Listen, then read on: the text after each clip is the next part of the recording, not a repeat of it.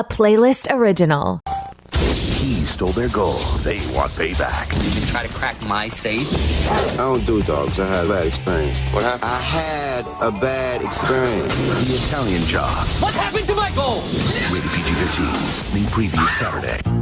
All right, hello everyone, and welcome to another episode of Back to the Blockbuster with your hosts, Gaius and Jackson, episode 98, and another anniversary episode on deck. We took a little bit of a break from, like tiny break. A couple weeks, yeah. A couple weeks. There wasn't anything too pressing. Like I think we had like The Great Gatsby, and I was like, "Do you want to do that?" Like, and you were like, "Do you want to do that?" You're like, Jackson's pretty easy. Like if I'm like, "Hey, I kind of want to do it," he'll be like, "All right, of course, I'll watch it." So yeah, there was that one, and then I think a couple of, like Matrix Reloaded. I guess could have been fun, but like not entirely necessary. This one kind of got thrown into the mix last minute by me because I actually got this movie on 4K. God, last week now, I think so. Yeah. And I was reading the back of it, and I was like, "When did this come out?" And I was like, "Oh, 2003." And I like looked it up, like, "Oh, when in 2003?" And actually, May 30th, 2003. So I was like, "All right, let me throw that in the." What are the odds, eh? The randomly picked it up, and it happens to have a 20-year anniversary right around the corner. I didn't realize, man. I mean, I kind of remember that it came out around then, but wasn't totally for sure. But in case everyone's wondering, the movie we're talking about is The Italian Job. It's celebrating its 20th anniversary on May 30th. The episode that we're recording today will actually be out the day before that, so we'll have a little time for you all to soak in a little anniversary listen for The Italian Job. I got some positive feedback for doing this one because this was a last minute addition, but some people were like, "Dude, that movie's a lot of fun." I think people forget how fun it was, and it was kind of like a sleeper hit because this was a busy summer. We talked about like how busy this summer was when we talked about X-Men, and then we kind of talked about it when we mentioned Too Fast, Too Furious when we were talking about the Fast and Furious around episode. The same time, same summer. It's a really tight, busy summer, but this one did well. Like it made. I don't remember the figures. Yeah, I'm sure you got that, but it did well. The box office, like quite well. It was modest, like kind of modest budget for a movie like this. And considering like the cast and all that, I don't think Paramount Pictures expected like huge things, but it actually was one of those kind of movies that actually legged it out throughout the entire summer. Had a pretty like kind of not huge opening weekend, but managed to like stay in business pretty much all the summer. And they even re-released it on Labor Day weekend that year to give it a little push. Whoa. Over that $100 million mark, and that's that's what they want for a movie like that.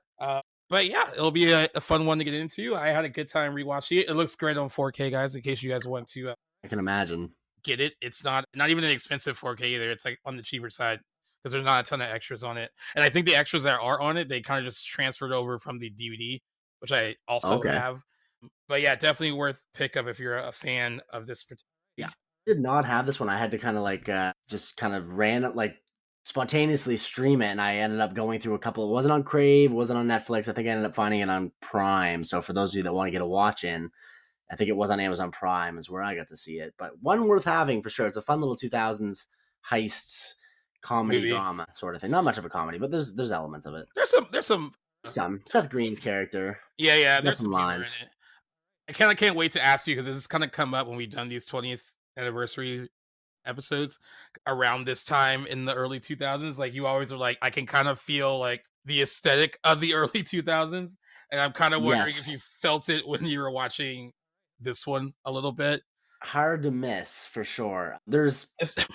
It's mostly in like the tech aspects of this movie, not even really so much that I find in like the direction of the editing, but then again I wasn't thinking about that. I guess it didn't stand out to me, but definitely in the ways that like particularly Seth Green's character Lyle is integrated in the movie. He's the tech savvy guy, and there's a lot of what he does in the film that has aged since. Not as right. It's like it was cool in 2003 and not so much. I'm sure it would have been very much cool and popular. Not so much now. Trendy, but now we've come a long way in such a short amount of time. Well, 20 years. That's a long time for tech innovation, and it shows, but not necessarily to the film's detriment. In that sense, it's kind of like a time capsule. Yeah, a little bit. And, and we also have some like little fun Fast and Furious connections in this movie, like future ones. Which is kind of like a little three-way if you count the director, I guess, because he directed one of the Fast and Furious entries. And I don't know, like it is interesting because like we'll get into it a little bit later, but around this time there were a lot of movies in the early 2000s that tried to bring like the heist film back a bit. I think this one is remembered fondly on that end though, where the heist itself isn't too intricate, it's not too complicated, but it's fun, and I think like kind of getting the team back together and seeing how they put it together is what makes the movie work. Not necessarily, the ins and outs and it being like so incredibly like, oh, this is like the smartest heist film I've ever seen. No, yeah. Not on that level, but I think it's more just supposed to be like an easy breezy kind of watch, and like that was the vibe I got from it watching again. That it felt very quick. It went by so fast, actually. Yeah, it's paced well for a 2-hour movie. Yeah, paced very well. You never feel like you're bored. The cast is really great together. Even some of them that didn't want to be there necessarily. I just, it's a fun movie, and I hope you had a good time with it. And we'll kind of get into I'll share my thoughts here once we get rolling. Yeah. Before we get rolling, guys, we have been doing promo swaps with one podcast in particular, which is Bev's Video Kingdom. They said they've worked out pretty well for them on their end. They actually did one for us. They're going to do another one for us, and we owe them a second. I've actually gotten some messages and stuff, mostly on Twitter, because that's where most of the podcast kind of interaction on that end goes. Okay. And other pages that want to do promo swaps with us, so I'll be sending those to Jackson and Owen in the next few days to see if we want to promo swap with some of these other pages. It can't hurt, Absolutely. I guess. No, of course not. Be nice to interact with some other people that do what we do. But yeah, the Bev's Video Kingdom, we actually put their promo on our deep dive episode for Insomnia that I did with Owen. And in case you guys don't remember who they are a roundtable style podcast of 4 small town close friends who are movie lovers but not cinephiles. So they are casual moviegoers, much like my friend from Canada over here. Not in the business, just people who love movies. They release a new episode every Tuesday, and they actually turned over 100 episodes around the first time that we actually did a promo swap with them. So we're almost in their league. Guys. Congratulations to them. Soon enough. And so one week they discuss a movie, mostly mainstream movies from almost all genres. And the next week they do a fantasy style kind of football draft of a movie related category. So an example would be most memorable movie stoner. And we've been doing drafts kind of on our recent episodes too. So coincidentally, did not know they did that segment. So, that's cool. So kind of in line with that. Their content is certainly adult, but nothing wrong with that. That's always fun. There's plenty of foul language and sexual references for all the adults out there. But they are also attentive to not being offensive or being spirited to their listeners. So I also think that is very important. So as we did before, we're going to play a little promo from them on this episode. So you get an idea of what Bev's Video Kingdom is all about. So here it is right now. Bev's Video Kingdom. Because the movies won't talk about themselves. So Andy crawls through this river of shit. He comes out, visits a dozen banks, and no one's like, I'm a little concerned about the guy in the suit. Right. It smells like shit. You mean the guy that literally washed himself in a river full of shit and is supposed to suddenly smell good? Dude, that's completely the Mallrats stink palm, which takes like 3 or 4 days to wash off. Oh, last time I scratched my ass, it smelled like Bigfoot's dick for a week.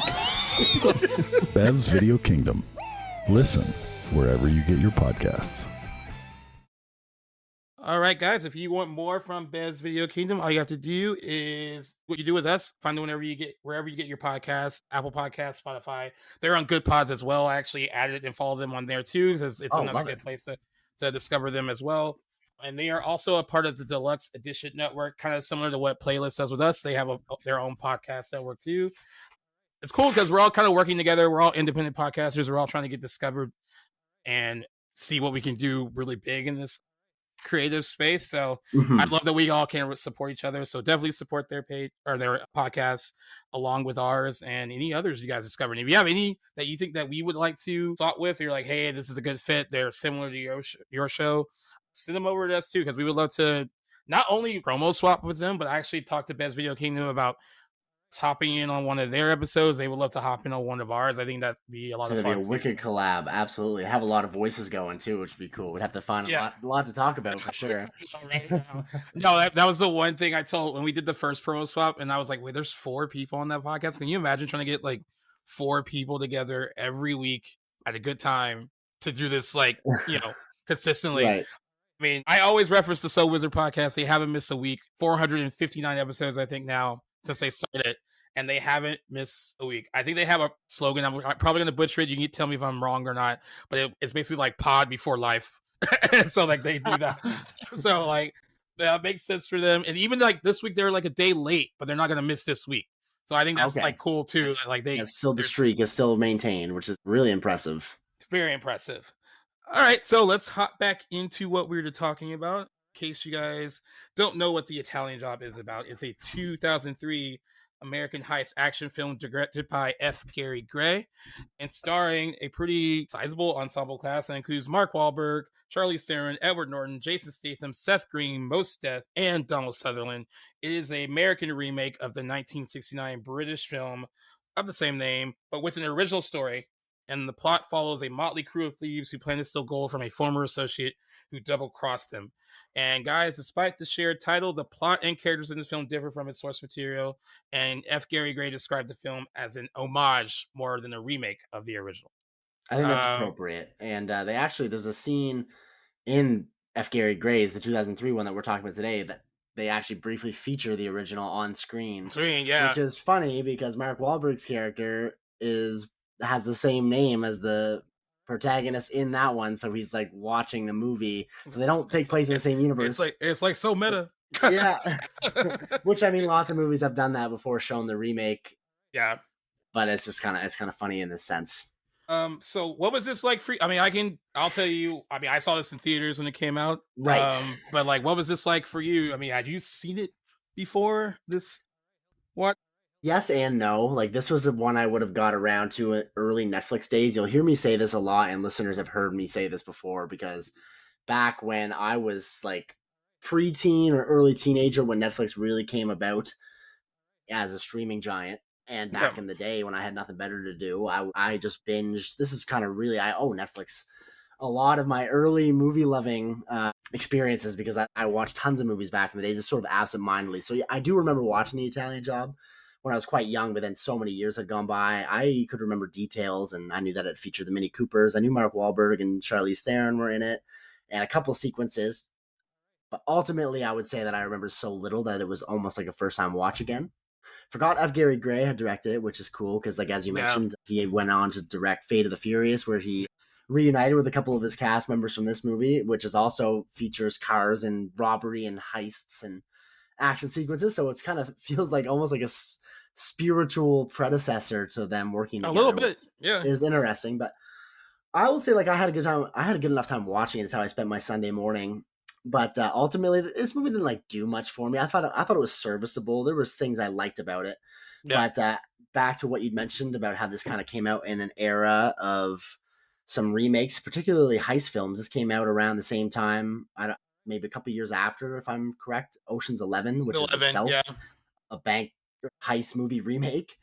So I kind of found in that sense, I don't know what the demand for this movie really would have been at that time. Granted, it is, like you mentioned, very different from the original. It made me want to watch the original, actually, even more so, just from 1969.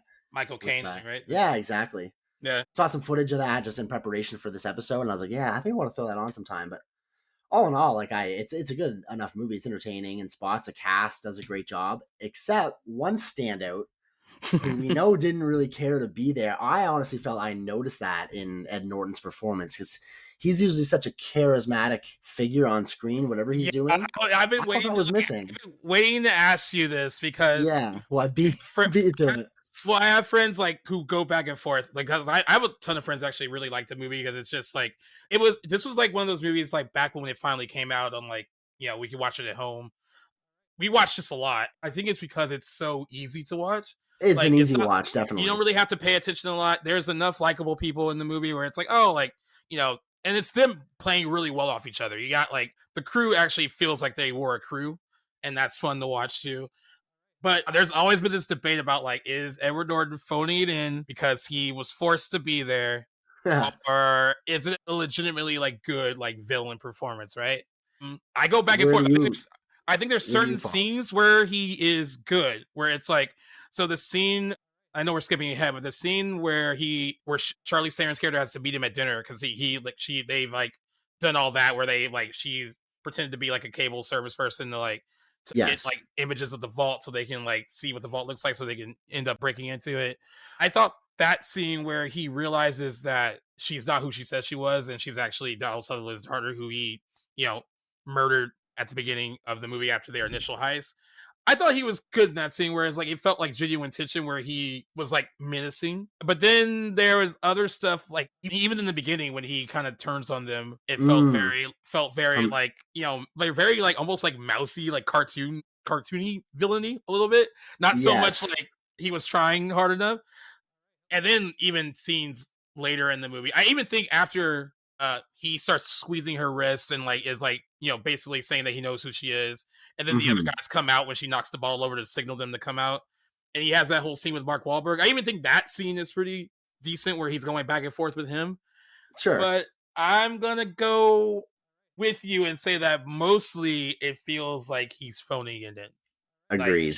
And it sucks too because he's a great actor and fantastic actor. And the reason we're saying all this, guys, is because he was contractually obligated to appear in this movie. And this is like they don't do this a lot anymore. This is more of an old Hollywood thing where they like a studio will grab like usually a young up and coming talent that they think like, oh, like they're really good, but we don't want to let them go. Like, we need to like hold on to them. That was like that's more of an old guard and doesn't really happen a lot. But with Edward Norton, his first movie was Primal Fear with Paramount Pictures, and he blew right out of the gate after that. I mean, he won the Golden Globe for it. He was nominated for Best Supporting Actor for it. If you haven't seen it, you should see it because it's a truly great like debut performance. I mean, he's fantastic in that movie. Yeah, he's so good in that movie. So Paramount signed him to a deal, and he did that movie, but then he jumped into like The People versus Larry Flint, which I think was like a Miramax, from what I'm trying to remember which ones all the studios he was doing. And then Everyone Says I Love You, which is like a Woody Allen movie, also not Paramount. And then like Paramount's like, hey, like where's our second movie with you? And there was also a stipulation about how much he would get paid for the next film that he did. Okay. He didn't get paid a lot for Primal Fear, of course, because it was his first movie. Right. But meanwhile, Edward Norton's like, in a pretty short amount of time, he does Primal Fear, People vs. Larry Flint, Everyone Says I Love You. He gets American History X. I was going to mention that. Oh my God. Gets another Oscar nomination. And then he really, really, really wants to do Fight Club. And Paramount's like, no, you owe us a movie. And now they're fighting back and forth about trying to keep him. And then we know how that went. I didn't know about that controversy. Yeah. So then Shelley Lansing was in charge at Paramount at the time. According to Norton's people, they had like a verbal agreement where she's like, he was like, I don't want to be forced to do a movie that I don't want to do. Like, I don't feel right about doing. And apparently she said, we won't force you to do a movie that you do not want to do. And then I guess someone else at Paramount was like, well, we weren't there for that. And we're going to make you do what we want you to do. So he tried to like pivot, like, okay, let me try to do this. So he does Red Dragon. And then he gets 25th Hour, and he actually pitches 25th Hour to Paramount. Like, we should do this together.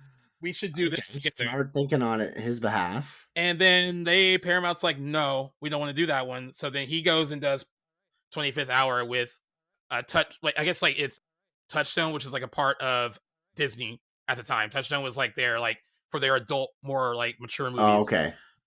So then they're still in this battle, like, no, dude, like you're under contract, you owe us this movie. And then at a certain point, he tried to like call back on the Shelley Lansing like verbal agreement, like she's not gonna let me do something not gonna force me to do it. And they're like, no, he can ride that forever if he wants. See if he's like, no, sorry. So I think for both parties, it was like, okay, this is not gonna end anytime soon. And he kind of fell into this one. You know what's interesting? I remember a while ago, I didn't do it for this, but on the DVD, I do remember listening to the commentary with F. Gary Gray. Had nothing bad to say about Edward Norton. He always talked about how like present he was, I guess. And I mean, I don't know. I mean, I'm sure everyone on that set knew that he didn't want to be there. I mean, I think he clashed with a lot of people, right? Like he didn't really keep it a secret. I don't think. I mean, like, and then there's certain people that worked on the movie. I'll give them credit. There were certain like producers that were like, when he came and did like a costume fitting for the movie, he was really like wanting to see what the character should look like and was really invested in like the script and blah blah blah blah and all this stuff, right? But I kind of fall in the category. I mean, just watching him in it, and especially compared to how like lively and fun and fancy free the rest of the people are in the movie. Right. He And is constrained, yeah. They're playing good guys. I know they're not he's not supposed to be like them, but you can still play a villain like that and look like you're having fun. Right. It does feel kind of forced. There are certain scenes that worked, but I think that mostly he feels like can't wait till this month-long shoot is over. Yeah. Okay. So shot in a month though. That's not too terrible. At least for him, I guess. I mean, right. See, because he's not in like a lot of chunks of the movie too. No, exactly. And a lot of his take place in more or less like some pretty like tight sets. Like it's not like he's either by himself or like with a couple of scenes with the group, but like in a helicopter, like he's mostly alone. Yeah. That's right. But yeah, I agree with you, man. Other than this couple of scenes or moments I mentioned, I got the vibe that he was like kind of like, and it sucks. I mean, because I feel like he loves the profession. So even if part of me wants to believe like even if he didn't want to be there, he'd be like, yo, I mean, it's a job. Other people are working on this. I need to like give 110%. But if you're forced to do something, you're not going to want to like give it your all. Exactly. That's going to hinder your performance if you are not doing it for the reasons that you want to do it.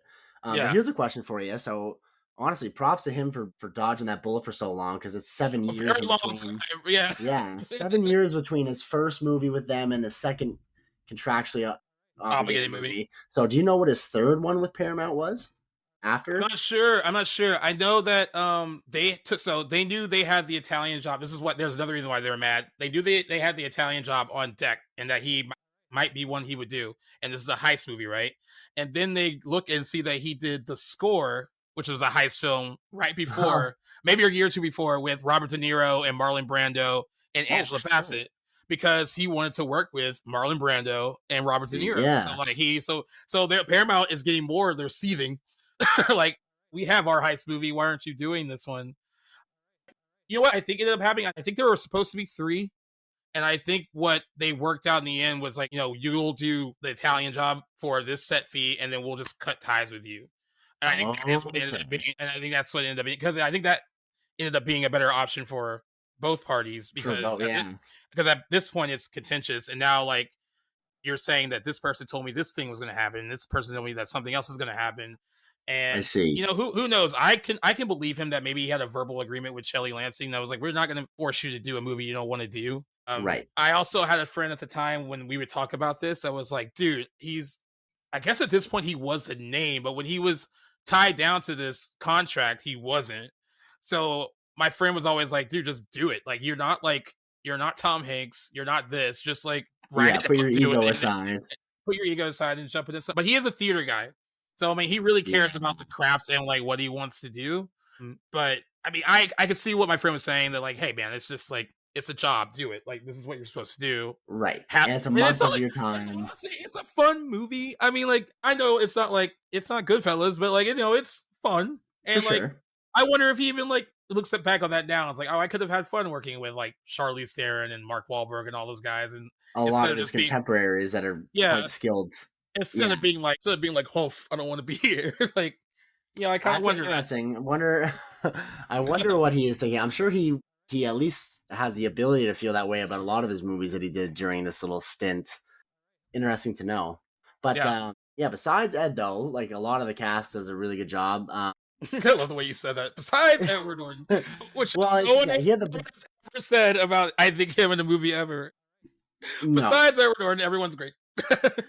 About somebody else in the movie though, I couldn't get away. I couldn't let talk about this movie without mentioning this because I don't think we've seen anything together yet with the great Donald Sutherland. But fun fact about him is him and I were actually born in the same city. He is a city that we were born in, St. John, New Brunswick. He's a New Brunswicker. He's a Canadian? I didn't know that. East Coast. So he was born an hour away from that means Kiefer is too, his son? I wouldn't be surprised if Kiefer was born in the States. I don't know. Like, I don't know how long Donald lived in St. John, but he was 100% born there, and so was I. It's crazy. Just 1 hour away from where I'm recording right now. Nice. I didn't know that. I think at one point it was the capital of New Brunswick, maybe a long, long time ago. But I always feel that connection to Donald, and then through him, Kiefer, because just the connection. Because I don't know of anybody else. He'd probably be the most famous person born here for sure. So I wish he was in the movie more. He's really. I was gonna say, were you excited to see him get popped off so quick? I knew that it was gonna happen. I mean, I don't remember his death after having watched it the first time, but I was like, yeah, well, he's the old timey actor in here. Like, he's not going to be involved in the heist. I don't imagine doing any heavy lifting. So, what better role for him to be than the motivation? So, yeah, when he gets capped, I remember thinking, okay, well, this was bound to happen, but just didn't realize it'd be so early into it. But no, he's always a treat to see on screen. Love that guy to death, and I had to give him a little shout out. He's only really in this little opening heist. Yeah. The original Italian job that they're setting up with the crew, not knowing that Edward Norton's character is going to turn on them. Steve Frizzelli, which is like a great name for someone so slimy and as his villain in this movie. Kind of wish now that like Edward Norton would have played up this stuff a bit more and had more fun with it. He could have. He had it in him. Because like the scene where he's like, where Charlize Theron is like pretending to be the cable person and like trying to fix his TV and all that. He's so kind of slimy and gross with her while he's hitting on her. It seems like someone named Steve Frizzelli would hit on her that way. Absolutely. Everything about him is really slimy. But for those who haven't seen it, we'll break down the crew a little bit. Mark Wahlberg is Charlie Croker. He's the team's leader, master thief, and professional fixer. Charlize Theron, not in the original Italian job, but she gets kind of brought in because her father, played by Donald Sutherland, John Bridger, is a safecracker and she ends up becoming a professional safecracker as well. He ends up being killed by our boy Steve Frizzelli during their original Italian job. She uses tools and technology to open safes, in contrast to her father, who opened them by feel. But there's a good callback to that in the end, towards the end of the movie, where she has a little cliched, but is a good moment. Like, it's so cheesy too, the way the lines is riddled with cliches and extra cheese on top, cheese baked throughout. It's got that 2000 syndrome. There's lots of that in a lot of those movies from that time. But Jason Statham plays himself, Handsome Rob, the team's wheelman and charming ladies man. Arguably, Seth Green is probably playing himself too as Lyle. A little bit, He's the team's computer expert. He also claims to be the real inventor of Napster, insisting that Sean Fanning stole the idea from him. The only reason this works is because they actually had Sean Fanning appear as himself. In the cameo, so I think that I didn't know that until after, but that is a cool little detail.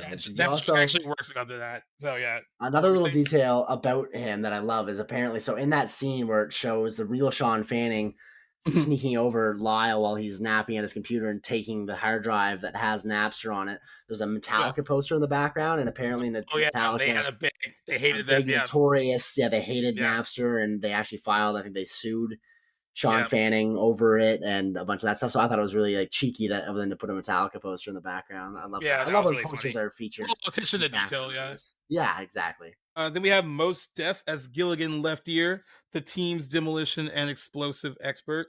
And then added to the bunch a little bit towards the end, Frankie G as Wrench, a mechanic whom Rob contracts to engineer the Mini Coopers to carry the gold. And he later joins the team for the heist as well. So what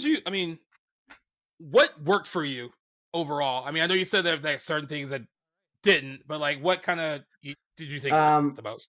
A lot of it, and like this is stuff that I didn't realize while I was watching, but have come to appreciate afterwards, and it shows now, knowing what I know after digging into the movie, because I just blindly threw it on, not having really done any preliminary research, as I don't normally do unless I'm rewatching something. This is one you don't need to really do. A lot of like scholars are studying this one. What most I appreciated about this movie after, because as I said, I had enough fun watching. I was doing something else while I was like watching it, so I was invested, but I would take a couple of minutes to like walk to the kitchen and like watch from there, and like not necessarily like be in the most rigorous movie watching form as I normally would like to be. But I did learn that so a lot of the crew actually and the actors did a lot of their own stunt driving. Notoriously, Charlize Theron outdid all the boys, and which is funny because they slated her some extra weeks. A little bit of a misogynistic play there, but she ended up performing everybody. Yeah, exactly. I love that they did that. They easily could have put some stunt drivers behind the wheels there, but they actually, even like the scene of the Coopers going down the stairs into the subway. That's all the actors actually driving those down there. That's awesome. Love that they did that. That's cool. So doing their own stunt is awesome. I think like the helicopter under the freeway, no CGI used there, like scraping against Mark's car. Like that stunt work where they just really didn't have to do that. I think maybe lesser movies wouldn't have done that, taken that extra mile, but that really pays off. It just looks more authentic. So that works for me. I think, for Mark Wahlberg, like, I think he's a decent lead. I think he does a good job. This role suited for him. Yeah, like very much so. It felt very much like, I mean, I go back and forth about him sometimes, Definitely I'd flip flop with him too. There's stuff that I think he's really good in, but I think that there are certain things that are in his wheelhouse, and this is it. Yes. I think he plays that pretty well, but playing to his strengths for sure. Yeah. But that worked a lot for me. I just a lot of the stuff from behind the camera, some F. Gary Gray decisions. Think he had fun making this movie. Worked with what he had. Like the cast's not choreography, their chemistry. Their chemistry, exactly. Thank you. They you could just tell that they did a good job working together. Had fun working. I liked a lot of it. Yeah, exactly. Never Edward Norton. Yeah, exactly. I wonder what he would have been like to work with on set. I know that the cast was gifted with, I don't know what they were gifted, but after the movie did so well at the box office, the production team sent the lead's gift, and he actually returned his. So I thought that was interesting. I wonder what he would like to deal with on set. Yeah, exactly. And he attached a note too, which was kind of like a little poke. It said like, "Give this to somebody who you actually like or who actually likes you." Like, just a little dickhead, such a little turd. Yeah, I know, but. Fucked up, anyway, man. To answer your question, that sort of thing is what I really like. Other than that, there's nothing I apparently have issues with. It's only minor gripes, like a lot of cliches. Like I don't know that this movie was needed to have been made at that time. Some other little things, but the stunt work is great. The cast does a good job. It's got moments of humor that, for me, how hard I am on comedies, even though it's not a comedy. Like I felt like it aged fairly well. There are certain comedic moments I thought really worked that came off pretty well in it. It's mostly because the cast was so good, working off of each other, I think. 100%. But how long had you gone in between watches? I know you said you saw this in theaters and you saw it a lot afterwards. So, I saw it a lot afterwards, but I haven't watched this movie. That's why I was so excited. So I saw the email, because I get emails about when new Blu-ray 4Ks are coming out. Oh, and sweet. It was in my inbox that this was coming out on 4K, and I hadn't watched this movie, man, in over 10 years, I think. Okay, so yeah, same here. So it's been a while. I used to watch it a lot. When it came out in theaters, we saw it twice, and then a lot when it came out on DVD and stuff to watch it then. But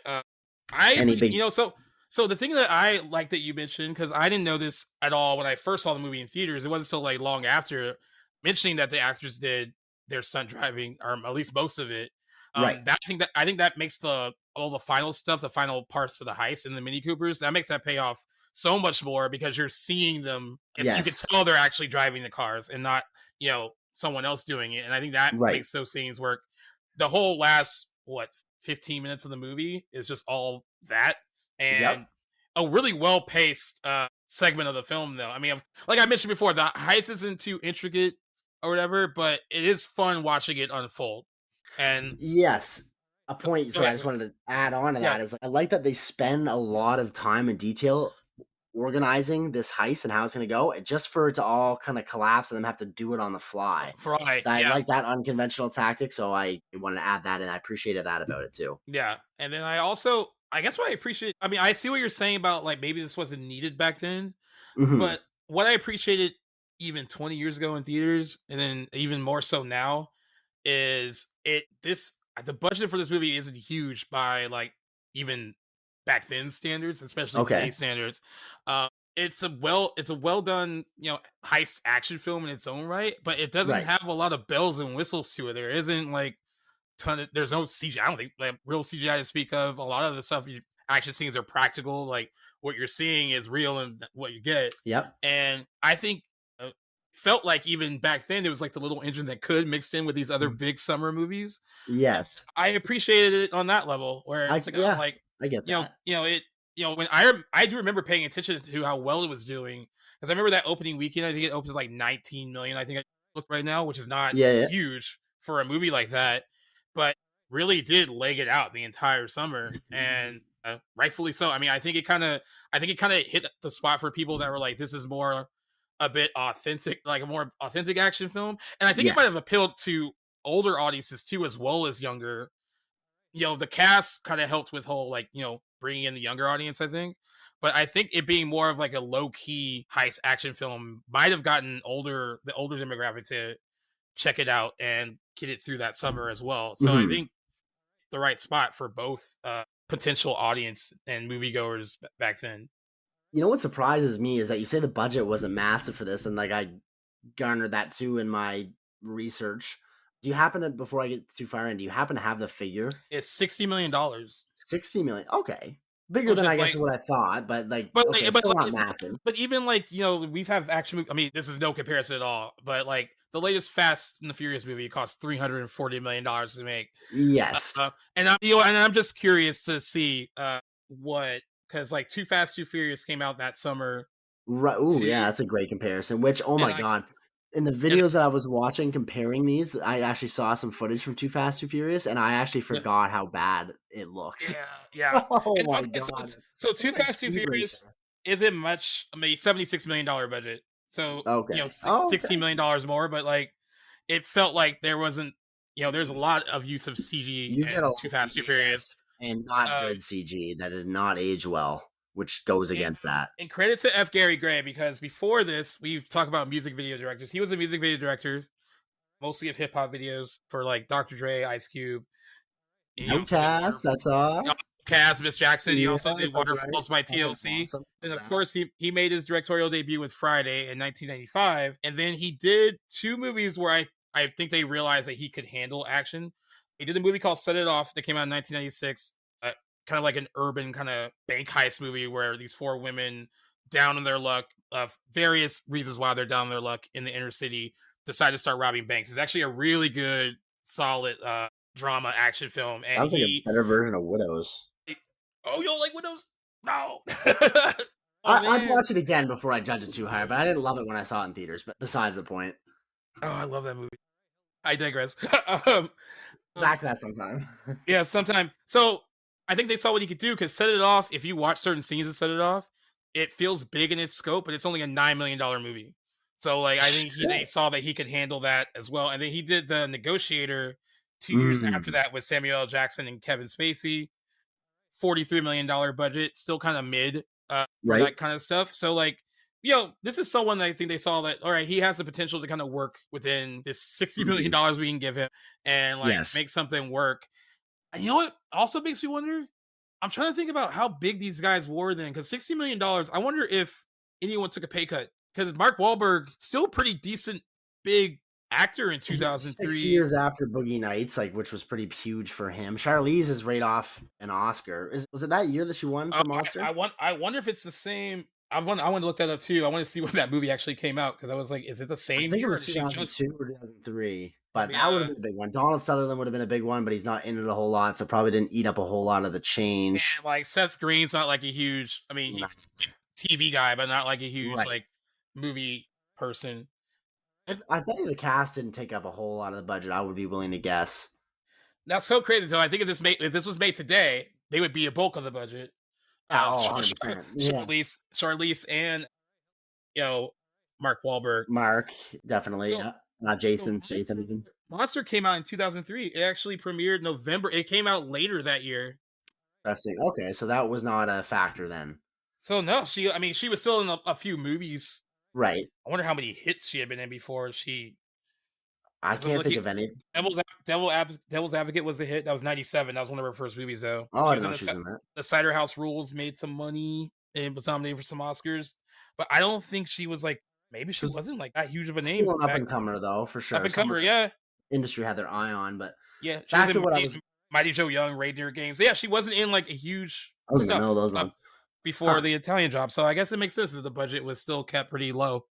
So this is tying back into what I was surprised with the budget is that the budget was granted, when I was saying this, I didn't realize the budget was $60 million, which I actually think is bigger than I would have thought, especially in 2003 dollars. But I'm sure a lot of it would have went to, so a lot of the filming was done in LA, even on like Highland Avenue and that other down the roads. Yes, for a whole week. Like that must have cost so much money. I couldn't believe that they actually filmed it there. Yeah, dude. If you're familiar, you're just someone that is familiar with those areas, to shut them down. It probably made. Stuff gets shut down a lot to film in LA, but it's never pleasant when it's too long. I would have thought that it would kind of be like few and far between when a production actually films in a location like that, like illustrious. And you usually want to do it when it's kind of off hours, right? When it's not off, when Right. people are like, I mean, This is broad daylight. this is broad daylight, you know, and I mean, that is impressive that they were able to actually do that and successfully do that. Yes, and with 300 cars in one scene, like in the big traffic jam with the lights, like there's like actually no CGI. It's like a whole huge street in LA with a bunch of cars jammed in traffic, all done legit. Like just super impressive and no doubt expensive. Yeah, they were able to, because it was most of the film was shot on location in Venice and Los Angeles, and they were able to shoot down canals and streets during most of principal photography, which is crazy. Again, like I'm glad that you mentioned the budget, because it's like not like, I guess it doesn't feel like a huge Hollywood picture where they're like, all right, you can shut down our roads right for that long, but they did, and they successfully did it. So good on them. I think what might have helped is I can't remember which movies were filming, but there were 2 other movies also filming on those streets while they were filming this. Oh, it's in the. I think it's in like the IMDb. I'm sure it is. Trivia. Yeah. Yes. Look it up. But I'm sure that might have had something. Maybe they split costs or something. But, I think it's movies that end up coming out that year, like close to the Italian thing as well. Can't remember what they were. I don't know if I really knew them to begin with, but I'll pull them up. I'll see if I can find them. I'll look them up. I definitely thought that was something that added into like just because there's no way around it. It looked and felt authentic because they were shooting in LA where it's taking place. So like you gotta love when they shoot on location. Right. Also, the scenes in Venice are great too. I guess they had permission from the authorities to actually like drive the speedboats in the canals like above the speed limit, so they're like actually speeding through the canals during that chase scene, which was awesome to see. I thought that honestly, the titular Italian job that happens in the opening of the movie, I honestly thought was like kind of even more so clever than the job that actually happens at the end. I would have liked to see like that as the setting of the main heist, but you know, I digress. I thought it was a cool little opening heist too. To add on to what you said, show you guys how unprecedented this was, that they shut down Hollywood Boulevard and Highland Avenue for 7 days to shoot all the chase scenes, and that had never been done before filming before. So like it's like a huge that they were able, this little movie that no one was expecting to do anything was able to do that. I think that's awesome. 100%.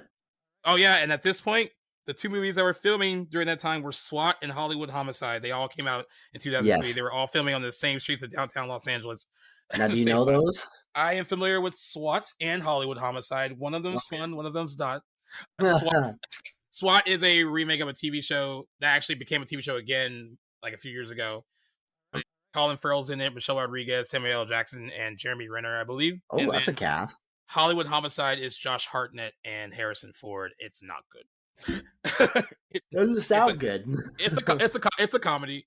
It's supposed to be like it's one of those comedies where it's like, oh, we're just so different. Like he's like, I'm so old and grumpy, and then like he's like, I'm so young and like I don't play by the rules. We haven't seen that 1,000 times. Yeah, over and over again. Interesting. Yes, good to know that though, because I'm no good at remembering titles sometimes. But yeah. I also want to point out that the movie looks very, very good. It's a very sleek looking film. Agreed. And I know 20 years later, looks great. We point this out a lot, but like, you know, when I'm watching something that came out 20 years ago, I'm like, oh, I wonder if it looks dated, but it actually looks very nice still. Probably the 4K helps, but like, I mean, you didn't watch it in 4K, but like, no, I watched it. Like my TV's pretty modern and like has some good capabilities on a 4K TV or anything, but I thought it looked fantastic. One thing that I'll appreciate for this movie is like its wardrobe did not date it really badly. No, like, they actually really everyone was dressed well and not too like early 2000s. Yeah. No, just like kind of just like plainly, which it could have fit in for really any decade. Which I was like, okay, great, because I noticed. What did I watch recently? It was the first Fast and Furious. Where I watched, I was like, holy shit, that wardrobe is aging this movie. Yes. Yeah. Which is fun, but this movie didn't suffer from that. And, you know, everyone looks great, too. Charlize Theron, she still looks great, by the way. I was, like, thinking about it because I'm watching, I just saw Fast 10. She has aged masterfully. Mark Wahlberg is actually, you know, he has aged well, too. I think Jason Statham seems like he hasn't really aged much at all. He is on something, dude. He's got the Tom Cruise syndrome. I don't know what he's drinking, but he does not age. Him and Paul Rudd.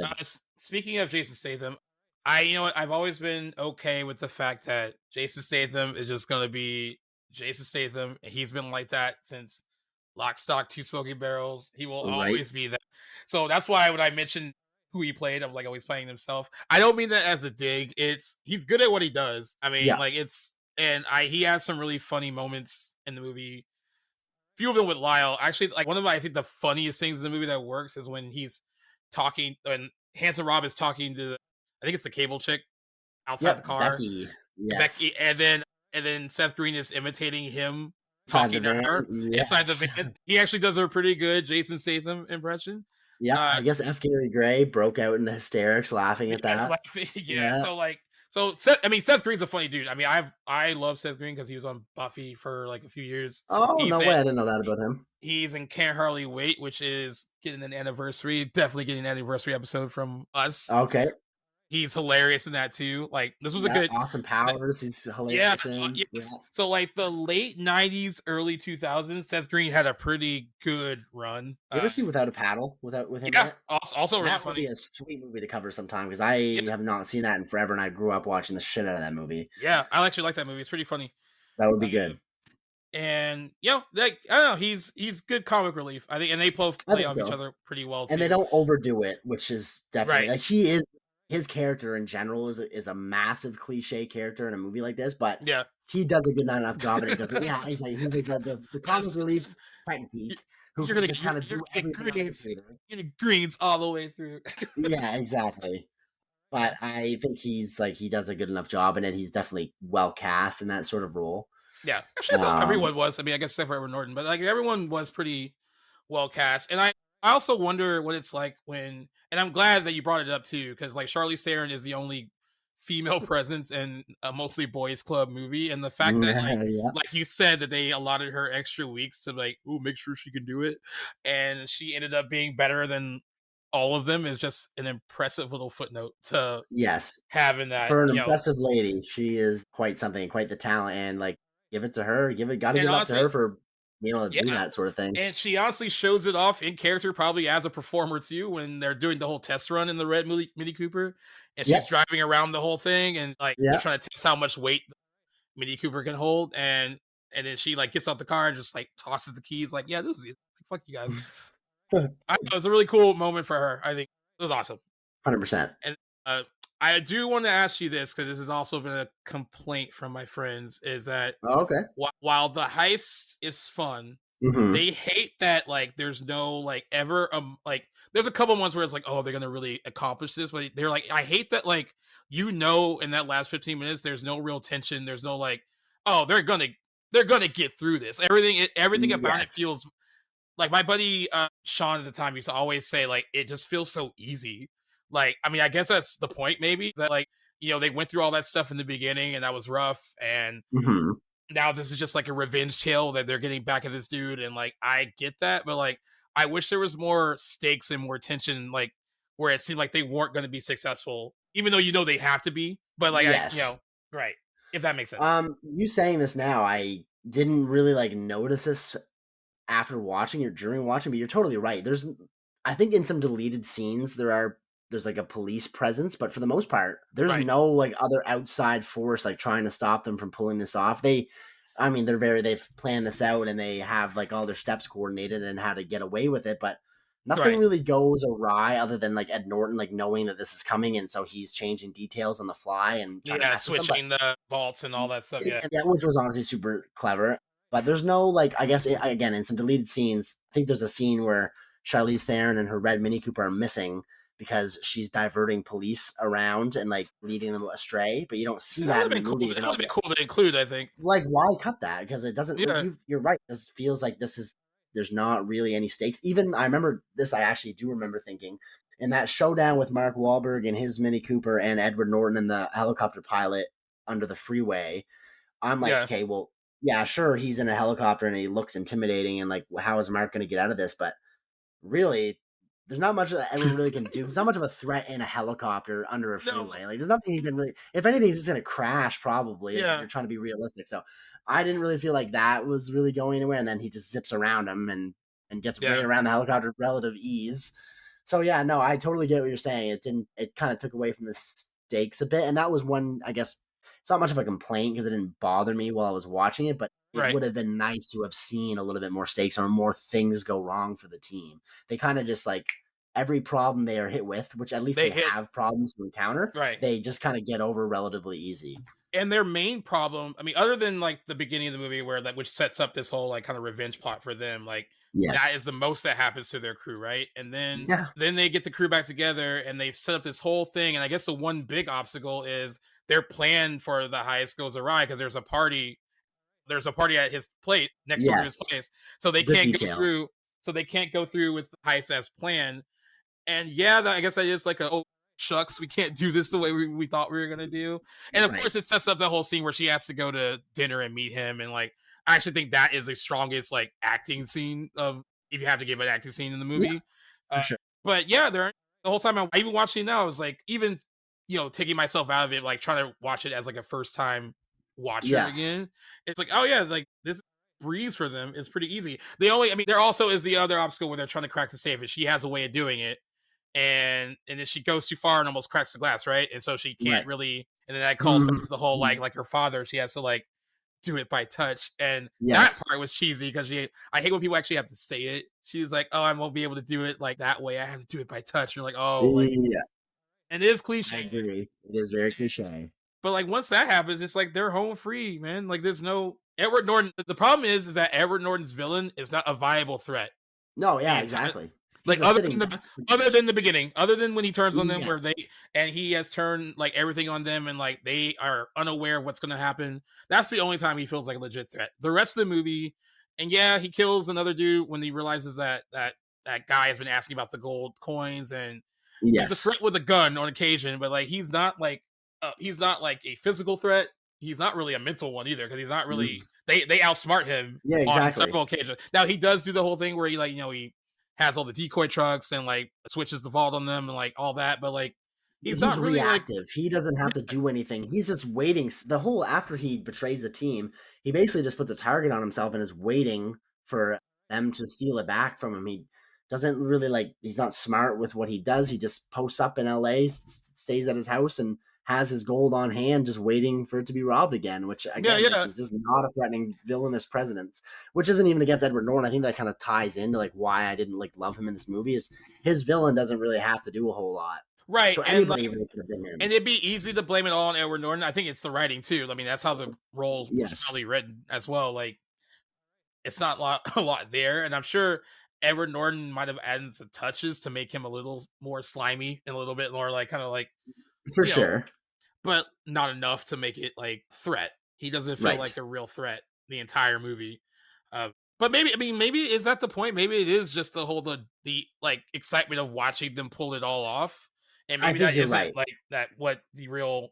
But in some of these movies, there should be like you would be like, oh, I wonder if they're gonna get caught. I wonder if there's any tension like that. If this movie was perfect, those would be elements I think that would be in this movie. But you're right. It is pretty. That's not exactly what. Because I feel like there's elements of like that, and I mean I haven't watched it in a really long time, but I think there's elements of that in Ocean's 11 where it's not necessarily like easy. Like they're like like it doesn't feel like it's going to be a total breeze pulling it off. But it's funny you bring that up because that movie similar. That movie doesn't even really have a villain. The guy that they're robbing from the casino owner isn't a bad guy. He doesn't even done anything against that. It's more that he's with Tess and George Clooney is just upset. But he's not exactly. Yeah, he's not even a bad guy though. But that's maybe one thing. Anybody that wants to write heist movies, make a convincing villain, because that's something that these movies tend to lack. Yeah, no, I agree. I think that is the problem too. I mean, yeah, like I said, this is a fun film to watch, and it was fun watching them put. I mean, I love. It was a good action moment where they like set the bomb off, and you just watch it like kind of explode around the truck, and it just like collapses. Like, and even though it's like once that happens, you're like, yeah, they're all good. They're gonna get through all that. It's just a cool little sequence to have. Like, I thought that was really fun. 100%. And I was waiting. I was like, so what? Are people from up on the street just going to be able to look down and watch them take the gold? And then they have that moment where the truck parked beside them. They detonate something on that, and the sheet falls off and covers the hole. I'm like, oh, perfect. I love that they're answering my questions on the fly. That was cool. You're like, yes. You're like, Mark. Yeah. That was a great. Okay, great. The cinematographer said that he was inspired for the chase sequences. He was inspired by The French Connection, Oh, okay. Ronin from 1998, and even The Bourne Identity. He used those all as visual references to do a lot of the chase sequences. And I would be remiss if we didn't talk about the Mini Coopers, which are a part of The OG. they're part of the original, but and you weren't actively around when this movie came out. This was a huge like marketing Boost for ploy. yes. And it was like Seamlessly, really. a seamless one, and a lot of people wanted Mini Coopers, myself included, after after this Cool. movie came out. Well, And skyrocketed in sales, I heard. they really did. They did after the movie came out, Like and 20% or 22% or something crazy like that. it's That's insane.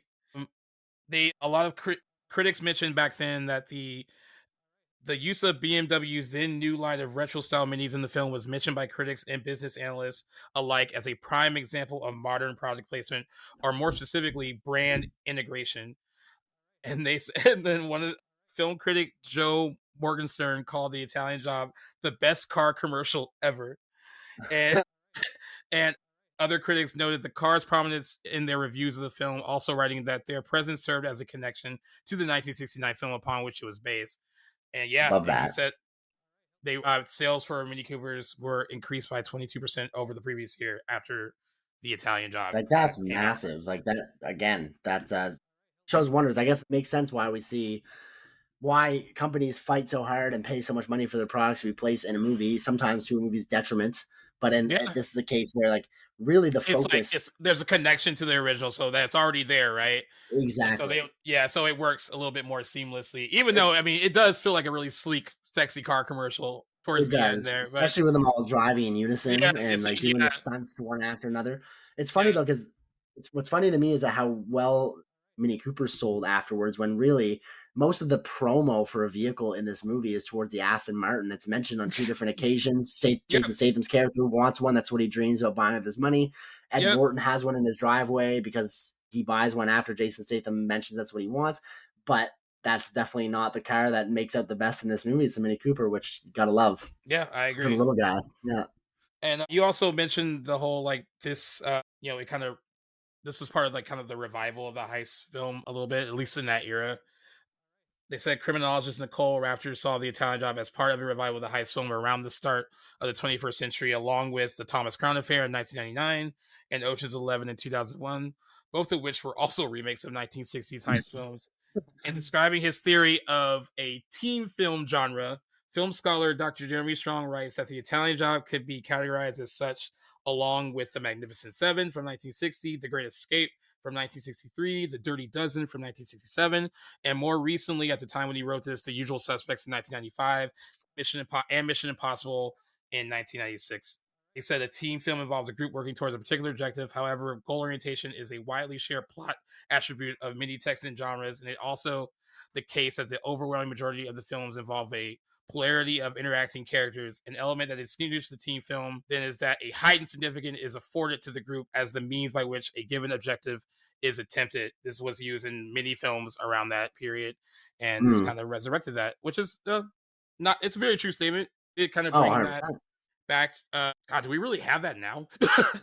Which part? The whole heist thing. Like, do we really have heist films? Like, I feel like the last one we got was like Spielberg's Logan Lucky, which I thought was fun enough, but no, they really died. They had a quick little resurgence, and then there hasn't really been a whole lot since. Which I feel like they have like their place in film history. I guess if there's 2 spots, it's definitely in the '60s, and then that resurgence in the 2000s.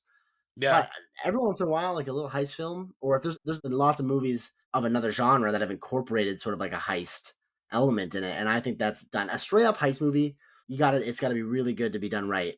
Yeah, but I think it's a great element in a lot of other movies. But no, I'm with you. I don't really know that we really have them like we used to, which I'm okay with. I think on Netflix had Army of Thieves, right? That was like a kind of a spinoff of the Army of the Dead that Zack Snyder did.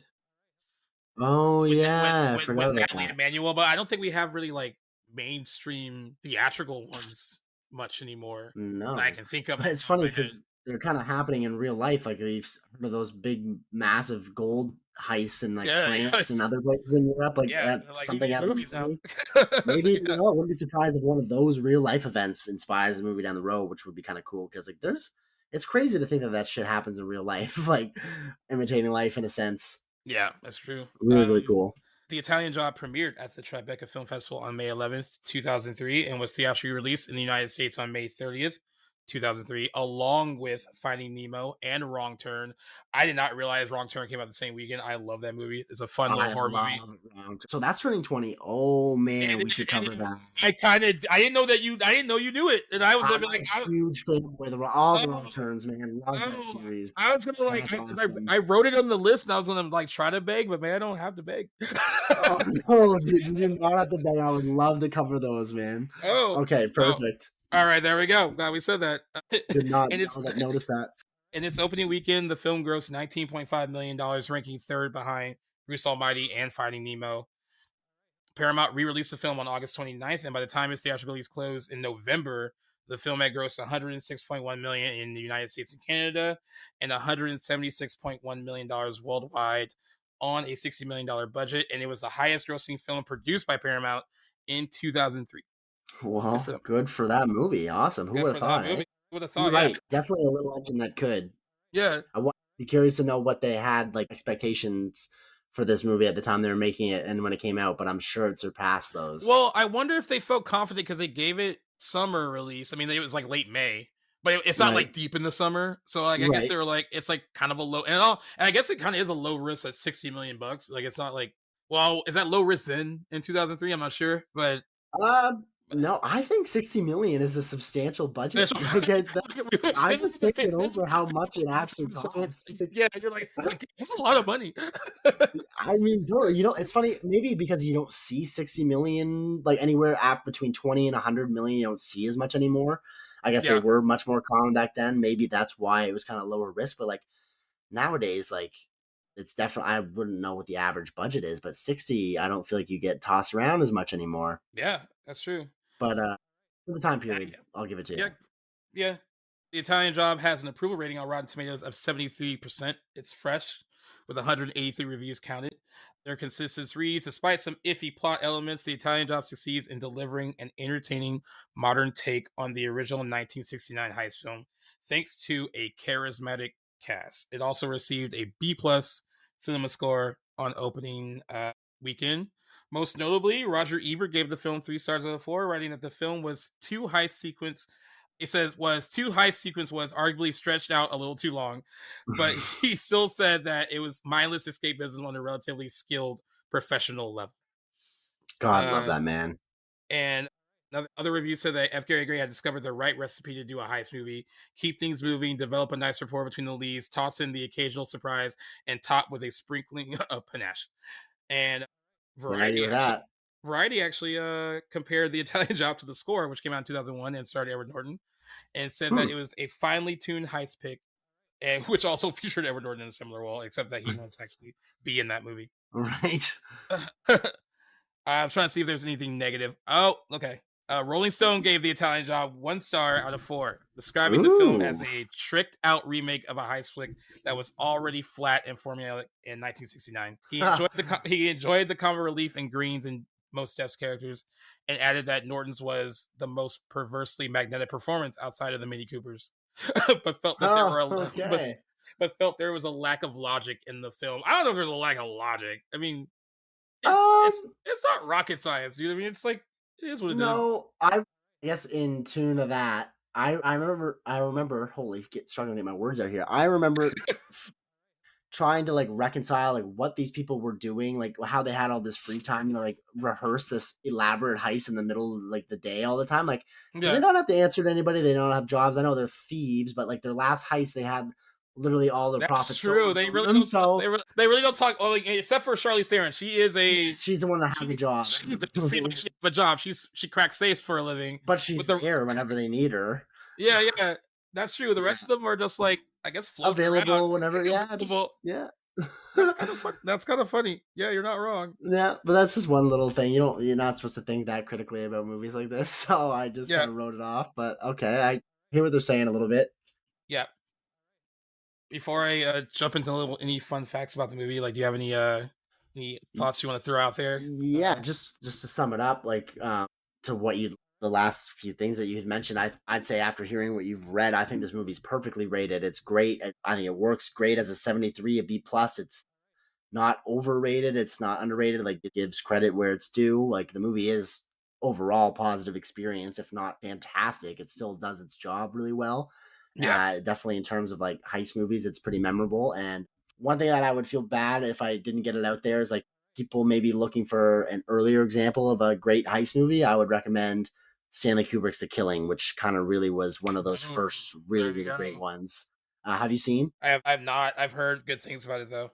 I can't recommend enough. I think it's 1953, so it's an earlier watch for some of our listeners maybe that aren't so in tune with stuff that early. But I mean, if you're a Kubrick fan and you like heist movies, he has directed one, and I gotta say it's great. And Christopher Nolan shouts it out in The Dark Knight. Oh, yeah, shit, definitely recommend. Yeah, you're right. Yeah. So we've got to recommend that. Yeah, that's what about you? What are some final thoughts before some fun facts? What did you think, and how did it hold up after over all these years? I think it still holds up pretty well. It's just like fun. Like, it's one of those things like I could throw on, and like if I'm like, hey, I don't want to really pay attention too much, but it's like I can like work and like look. I think you could watch this with some buddies. And and I used to do that a lot when the movie first came out to watch at home. It was one of those like, hey, like, what do you want to watch? Like, oh, I don't know. Like, well, throw on the Italian Job, and they're like, all right. And it goes by so fast, even as me. Yeah. It's not an incredibly long movie, but like once you get to like, it feels like you got to like the final like stretch of the movie so quick, where you're like, oh, like they're already like about to get safe and all that, get the gold. Like, it's a lot of, I guess because it's all build up to that it's I don't know. It flows really well. I just thought it was really fun. Yeah, and they give the go ahead. No, go ahead. I was gonna say they give an appropriate amount of time to the big final heist in the finale. So which it gets there, it takes its time getting there. When it gets there, you're like, oh my, we still have a lot left. But it's already here. Right. Like, it's just paced really well. But didn't mean to interrupt you there. No, you're good. And I think the cast is the big selling point here. They have really good chemistry with each other. You could tell that they had fun doing it. Again, except for Edward Norton.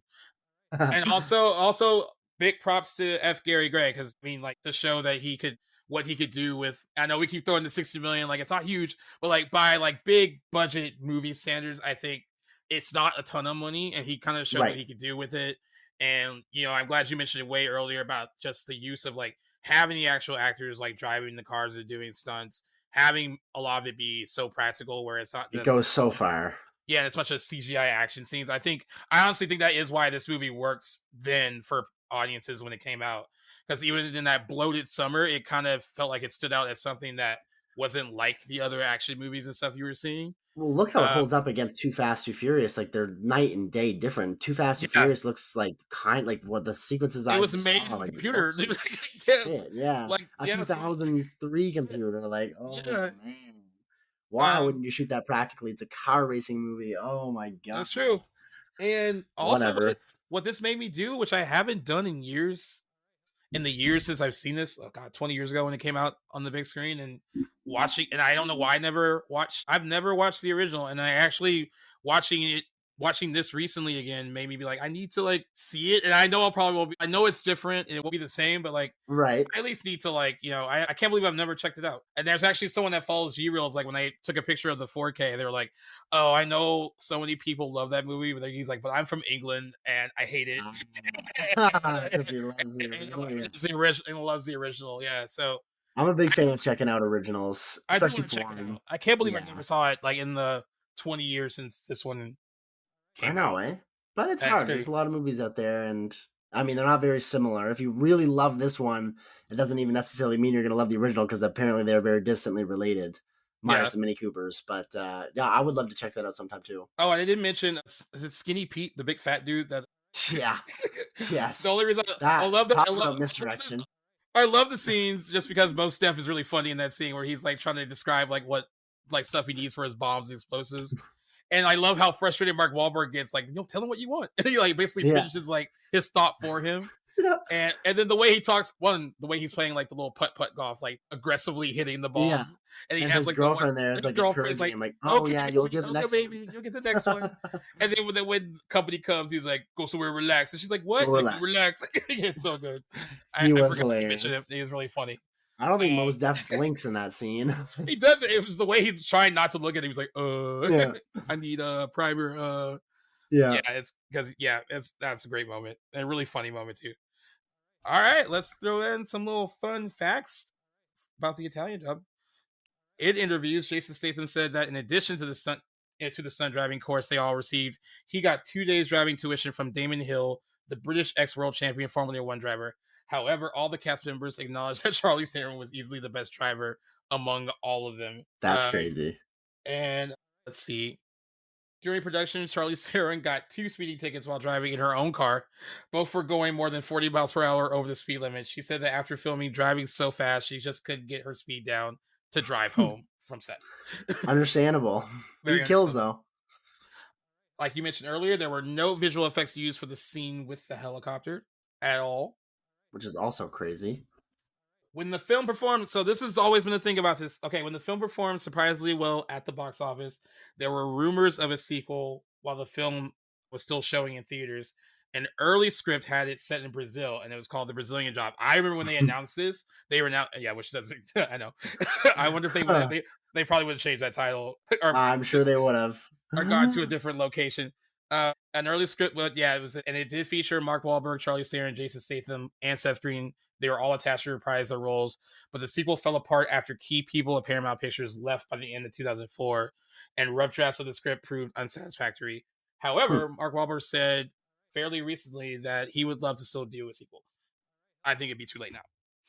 I think it's way too late. Would I put it past Hollywood for doing greenlighting that shit? Not at all.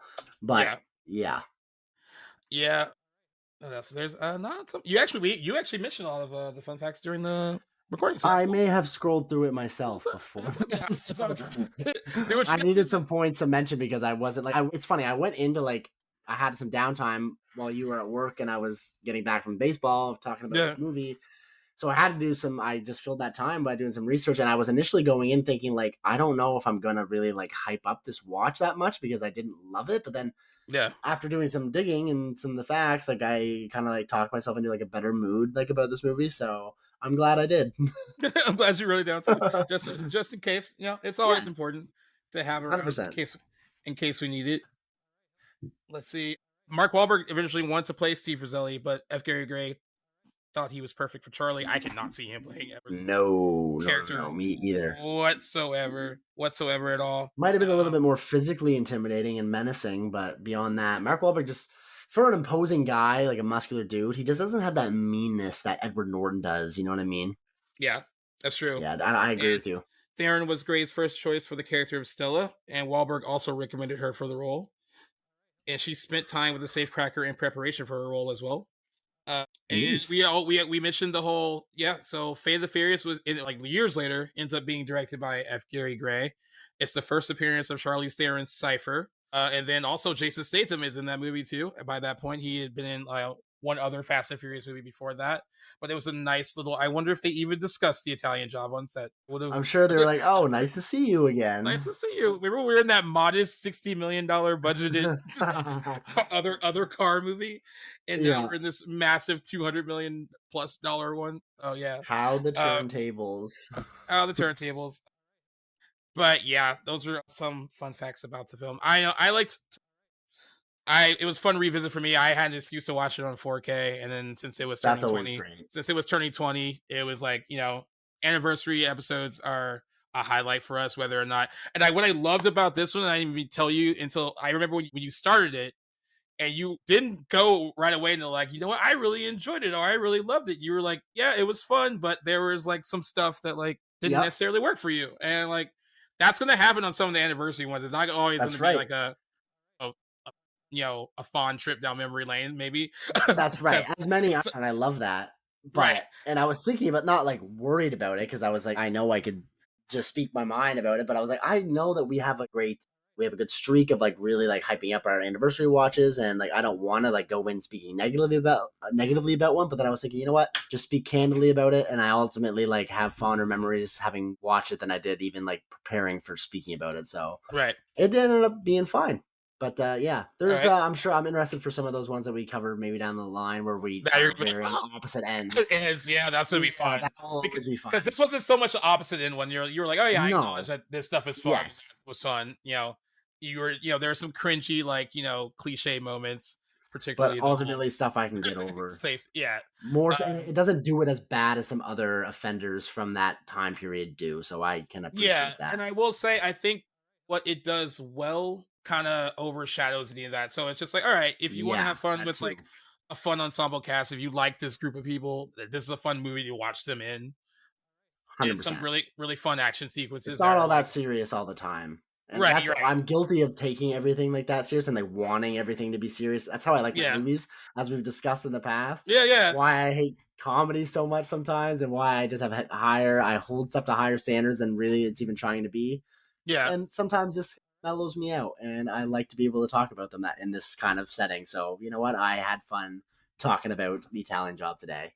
Yeah, I agree. Glad we did. Glad we covered it. Of course, we're gonna have more anniversary episodes on deck. A lot more.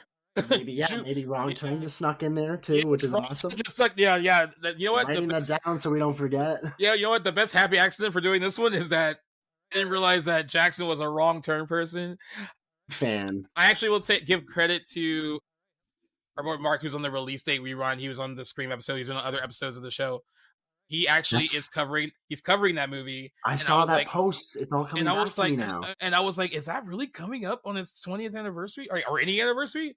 And then I like reading this, and I was like, "Oh shit! They came out the same weekend as the fucking Italian." That's crazy. I saw both that weekend. I mean, like because I'm a big horror movie person, and yes, Eliza Dushku is in this, and she was on Buffy, and there's like that whole thing. So. Yeah, I mean, I had no idea, man. I discover new things about you every day. This is awesome. I know, it's fantastic. It's funny that like it's not every so often I even think about these movies, but it's I don't know how this had never come up before, you being such a horror movie guy, but they are kind of niche. They don't get brought up a lot in popular context, but I'm glad it did, because you'll have lots of similar love for that movie and thoughts to share.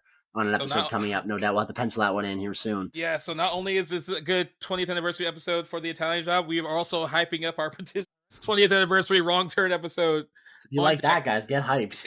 Get hyped, because we'll probably have like a really good time, because I haven't watched that in forever either, dude. I'm already getting giddy. I have like the 4 packs set, even though there's like 7 of them now. Yeah, I always go through them every so often. I showed my roommate this back when we lived together a few years ago at a different place, and he ate them up too, so pun intended. That's fun. I think they become really they become really good, like cult favorites. Yes, they're like a textbook cult movie series. Yeah. All right, sign us on off. Oh wait, actually, no. Before we do that, I was about to say you got one other thing to mention. We didn't give a score, and then we have another thing to mention. So, what would you? On our anniversary episodes, we've been giving scores to the movie. So, like, what score would you give The Italian Job? All right. So, as I mentioned, I really agreed with whatever critic site gave it the 7 point. I don't know if it was a Metascore or whatever, but I'd give this a solid 7 out of 10, like a good 7 out of 10. Oh, we're on the same page. I'll probably go back to. Okay, great. Yeah, I think that's not trying to be anything bigger than that. Where it does lack, it picks up in other areas enough that I wouldn't consider it a 6. Maybe if it was in a bad mood, I'd say it's a 6. But I feel good about this movie right now. So it's not a 7.5. It's not a 6.5. I'd put it right in the middle there. So I give it a 7 as well. Right. Yeah, 7 as well. That's actually what the user rating is on IMDb. So it's 7 out of 10 right now. Totally perfect. And the fact that it's rare these days. The fact that it's held up in that range for that many years since it's been on IMDb is pretty impressive. I guess indicative of like what people think of the movie overall. Like it's just a fun little diversion. Check your brain at the door. Nothing wrong with that. Perfectly all right. So this one has, despite us feeling like Jackson have like some issues with it, still fun overall. Still would recommend it, especially to watch with like some of your friends if you want really easy breezy watch. Absolutely. In the afternoon on Prime. On Prime, yes. And I'm wondering, since it's a Paramount movie, I wonder if it's on Paramount Plus. I didn't look. It's possible. I'm sure. It's possible that it is. So if you guys find it there, you can also watch it, or also this little 4K. There you go. This little 4K is released right stores here. now. Yes, stores now. It'd be one I'd probably pick up and add to the collection, because I'm a big physical media guy too. And actually, you guys are collectors, look how cool everyone looks. Like this is like the epitome of what the movie is. Like just like cool group shots. Like I want to that yellow background too. Yeah, this actually looks better than the original cover art. For it. But one more thing to announce as well, since this is episode 98. We were very 98. close. We were very close to number 100. Wow. We already had one giveaway. We already did the Fast and Furious movie collection giveaway, which is still active and still open. We decided, and this was after a brief conversation with Jackson, because we went back and forth, like, what should we give away next? I was like, we did like the fun mainstream popcorn movie giveaway, and that's fun. That's not for everybody. Well, that's not for everyone. So we were going back and forth about what we should do, and then I was like looking online, and I know a lot of cinephiles love the Criterion Collection. I mean, I have a few up here on my thing. I have like Rosemary's Baby and Oh my The god, Band, that's awesome. and I actually have The Game by David Fincher. I watched that this year for the first time. Also another good release. I have a few other ones that I have to like go through. But since we were great Criterions. we're talking about Killers of the Flower Moon yesterday, the Martin Scorsese movie, we were talking about that trailer, and then we did like a Martin Scorsese draft and talked about all of his really great movies and his impressive filmography. I was scrolling and I saw a copy of Raging Bull on 4K Criterion Collection. So that is what we will be giving away next on all of our socials. So it's a good little mix of like, you know, the fun kind of popcorn, turn your brain stuff off, and the classic movie stuff that cinephiles also love. Could have not picked a more opposite, because Martin Scorsese, I feel like, would hate the Fast and Furious movies. He probably does. I'm just So that is so fitting. Him having a conversation with Vin Diesel, you know, anything. His 80-year-old brain would probably melt. Yeah. So yeah, we will be giving that away as well. We were once this episode drops, we will put that on socials. It'll be the same way that we did the Fast and the Furious one. It's good. I mean, it's different across all of our social platforms, but like Instagram, you know, comment, tag a friend, share it on your stories, follow us if you don't already. Twitter, you like it, you retweet it, you follow us on Twitter. TikTok, like it, comment, tag someone, follow us. Same idea. We're keeping track of, or I'm keeping track. God, maybe I should share this with all you guys so you can help me keep track of all the names. I have a list of everyone that's entered so far for the Fast and Furious one. And of course, you can continue to enter on that one, but you can also enter on this new one as well. I have a feeling that this might be an even better get for some of you that are listening than the Fast and the Furious movie. Tailored maybe for some other listeners compared to some others, which is great that we have something for at least two different types of the best movie of both lovers. worlds. Yeah. Yes. So we're very excited to give both of those things away, just, you know, to kind of hype up the 100th episode and give something to a lucky listener who happened to enter the contest. So now, once this episode, you know, this will be live, you're listening to it, like time that you're probably listening to it, the giveaway will also be on all of our social platforms as well. Yes. So you'll be able to check it out. And like we said on our previous episode, just because this second giveaway is active doesn't mean the other one is dead. You can continue to enter that one, continue to enter the new one. We're going to give you basically a chance to win all the way up until the actual recording of the 100th episode. And then that'll be that. So you still have some time, because we still have a week. We have episode 99 on Monday, and then we'll have like a whole following week. Yeah. So you have a whole lot of time to continue to enter. Yes. It's not over until you see us give it away on the episode. So there's lots of time to keep entering. So yeah, Gaius, I won't, there's nothing to add on. You hit the nail on the head. So I'll just keep it simple, guys. If you're still listening, thank you very much for listening to Back to the Blockbuster, episode 98. And if you're new here, you guys now know where to find us anywhere on social media at Back to the Blockbuster. And if you're listening to us on one avenue, doesn't matter. You can listen to us wherever you guys get your podcasts.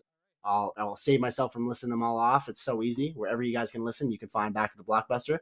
Gaius, has been an absolute pleasure talking The Italian Job from 2003 with you today. I think this was a better episode than I even anticipated going into it. So I had a blast, and I hope you guys enjoy your watch of The Italian Job if you guys get it in anytime soon. So that's it for us for episode 98. Thanks a lot for tuning in, guys, and we'll see you next week for 99. Peace out, guys.